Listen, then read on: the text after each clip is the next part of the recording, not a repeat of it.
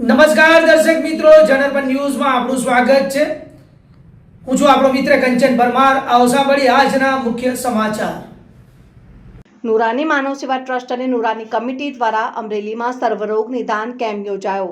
નુરાની માનવ સેવા ટ્રસ્ટ અને નુરાની કમિટી દ્વારા અમરેલીમાં સર્વ નિદાન કેમ્પનું આયોજન રવિવારે મિની કસ્બા ગની મસ્જિદમાં પંચતન હોલ ખાતે સવારે 10 વાગ્યાથી લઈને 1 વાગ્યા સુધી કરવામાં આવ્યું. અમરેલી ખાતે યોજાયેલ નિઃશુલ્ક મેડિકલ કેમ્પમાં અમરેલી અને આજુબાજુ ગામના 87 થી વધુ લોકોએ લાભ લીધો હતો અને કેમ્પ સફળ બનાવવા માટે SOS હોસ્પિટલ સેવા આપી તેના 4 ડોક્ટરોની ટીમ દ્વારા દર્દીઓને નિદાન કરવામાં આવ્યું હતું. અને નુરાની માનવ સેવા ટ્રસ્ટ અને નુરાની કમિટી કાર્યકર્તાઓએ હાજરી આપવામાં આવી, જેમાં અમરેલીના મુસ્લિમ સમાજના આગેવાનો મહેબૂબ બાપુ કાદરી, બોબીભાઈ રહીશ, હાજી યુનુસભાઈ દેડીવાલા, સરફરાજભાઈ દલ હાજરી આપી હતી.